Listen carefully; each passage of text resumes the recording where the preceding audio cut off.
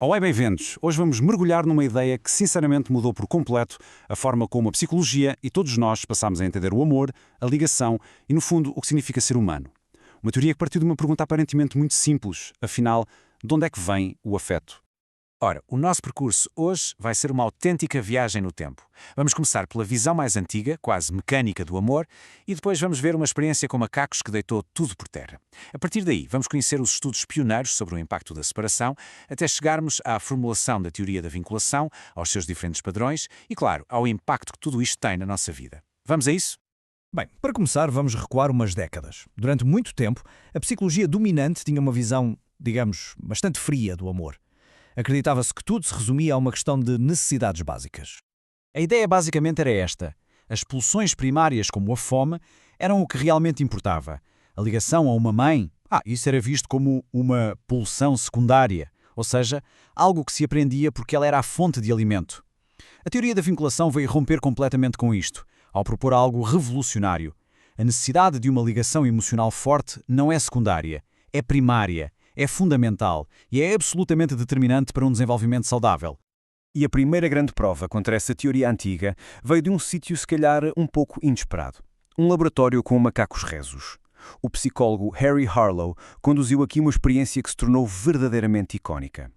A genialidade da experiência do Harlow estava na sua simplicidade. Ele criou duas mães substitutas para macaquinhos que tinham sido separados das suas mães verdadeiras. Uma era só uma estrutura de arame, fria, mas tinha um biberão com leite. A outra não tinha comida nenhuma, mas estava coberta com um pano macio, fofinho, que oferecia conforto ao toque. A questão era, portanto, muito direta e ia testar a base de toda a teoria das pulsões. Se a comida era o mais importante, a escolha seria óbvia, certo? Os macacos iriam para a mãe de arame. Mas seria mesmo assim? Os resultados foram absolutamente claros e abalaram por completo a psicologia da altura. Os macacos passavam a esmagadora maioria do tempo agarrados à mãe de pano. Só iam à mãe de arame para se alimentarem rapidamente e voltavam logo a seguir para o conforto do pano. E o mais revelador era isto. Quando aparecia algo assustador, eles corriam sempre, sem exceção, para a mãe de pano. A conclusão era inevitável. A necessidade de conforto e segurança era de facto uma pulsão primária, mais forte até do que a própria fome. Estas descobertas incríveis prepararam o terreno para o trabalho de John Bowlby, que é hoje conhecido, e com toda a justiça, como o pai da teoria da vinculação. Ele pegou nestas ideias do laboratório e levou-as para o mundo real, para o estudo de crianças e adolescentes. No seu trabalho inicial, Bowlby fez algo muito interessante. Comparou um grupo de adolescentes que tinham sido referenciados por pequenos roubos com outro grupo, o grupo de controle, de jovens que também tinham alguma instabilidade emocional, mas sem qualquer historial criminal. Ele queria perceber se havia uma diferença fundamental nas suas primeiras experiências de vida. Mais especificamente, teriam sofrido separações prolongadas das suas mães nos primeiros 5 anos de vida? E o resultado, como este gráfico mostra de uma forma tão gritante, foi impressionante.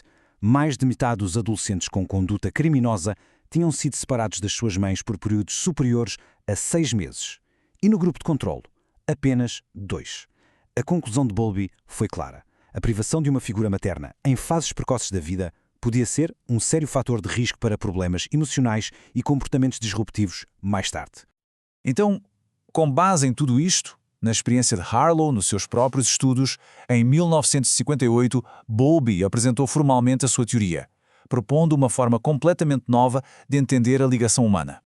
Portanto, o ponto central da teoria é este. A vinculação não é apenas um sentimento bonito. É um sistema psicobiológico que nasce connosco. É uma necessidade tão fundamental para a nossa sobrevivência como comer ou beber. É uma ligação que se mantém, que perdura, independentemente do tempo ou da distância.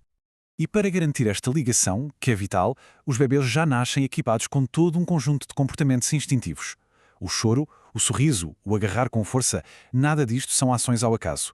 Tem um objetivo muito claro: chamar a atenção do cuidador, mantê-lo por perto e assim garantir proteção e, em última análise, a sobrevivência. E este leva-nos a um dos conceitos mais bonitos e poderosos da teoria, a ideia de base segura. Quando uma criança sente lá no fundo que tem uma figura de vinculação disponível, que vai cuidar e proteger, ela sente-se segura. E essa segurança dá-lhe a confiança necessária para fazer o seu outro trabalho essencial, que é explorar o mundo, aprender e interagir com tudo à sua volta. Pensem nisto como um elástico invisível. A base segura é a âncora que permite à criança esticar esse elástico e explorar o ambiente. Se alguma coisa a assusta ou se sente insegura, o sistema de vinculação ativa-se, o elástico encolhe e ela volta para a segurança do cuidador. Assim que se sente segura outra vez, o sistema exploratório volta a ativar-se e o elástico estica de novo. É este equilíbrio constante entre procurar segurança e explorar o desconhecido. A teoria de Bowlby era, de facto, poderosa, mas foi a sua colaboradora, Mary Ainsworth, que nos deu uma forma de observar estas ligações em ação. Ela desenvolveu um procedimento laboratorial absolutamente brilhante, a que chamou situação estranha. O padrão mais comum e também o mais adaptativo é o da vinculação segura. Nesta situação, o que acontece é que a criança usa a mãe como um porto seguro para explorar a sala de brincar. Quando a mãe sai, é normal que a criança fique um pouco angustiada. Mas o momento-chave é o reencontro. Ela fica genuinamente feliz por ver a mãe, procura, acalma-se com facilidade e depois, cheia de confiança, volta a brincar. E como vemos aqui, a grande maioria das crianças, estamos a falar de cerca de 70%, desenvolve este tipo de vinculação. Isto normalmente reflete uma história de interação em que o cuidador foi sensível e respondeu de forma consistente às necessidades da criança. Depois, temos um padrão diferente, o inseguro ambivalente. Estas crianças tendem a ser muito ansiosas e não exploram muito o ambiente. Quando a mãe sai, ficam extremamente angustiadas. E no reencontro, o comportamento delas é contraditório. Elas procuram a mãe, mas ao mesmo tempo resistem ao contacto. Parecem zangadas ou ficam passivas. São muito difíceis de consolar. Este padrão que vemos em cerca de 15% das crianças muitas vezes reflete uma experiência com cuidadores que foram inconsistentes. Ora estavam disponíveis, ora não estavam. Isto deixa a criança numa incerteza constante sobre se as suas necessidades vão ser atendidas. Uma incerteza que, claro, pode ser levada para outras relações no futuro. O outro padrão inseguro principal é o evitante. À primeira vista, estas crianças parecem muito independentes. Mostram pouca ou nenhuma angústia quando a mãe sai e no reencontro, e isto é o mais marcante, evitam-na ou ignoram-na ativamente. Parece que não precisam do cuidador, mas isto é, na verdade, uma estratégia de defesa. É como se tivessem aprendido que mostrar as suas necessidades pode levar à rejeição. Mais tarde, já nos anos 80, os investigadores identificaram um quarto padrão, o desorganizado. Este é o mais problemático. Caracteriza-se por comportamentos muito confusos, contraditórios. A criança pode aproximar-se do cuidador e de repente congelar ou até mostrar medo na sua presença. Isto acontece muitas vezes quando o próprio cuidador é uma fonte de medo para a criança, o que a coloca num paradoxo terrível e insolúvel. Muito bem, vamos agora juntar todas as peças do puzzle.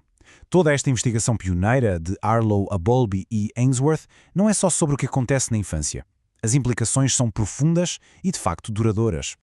A teoria sugere que esta primeira relação de vinculação cria o que se chama um modelo interno de funcionamento. Pensem nisto como um mapa, uma espécie de projeto sobre o que se pode esperar dos outros e de si próprio nas relações. E este mapa interno vai influenciar as amizades, as relações românticas e até a forma como mais tarde se vai ser pai ou mãe. A questão que fica a pairar, e que é fascinante, é esta. De que forma é que o nosso primeiro vínculo, a nossa primeira experiência de amor e segurança continua a ecoar ao longo de toda a nossa vida? Obrigado por nos terem acompanhado nesta análise.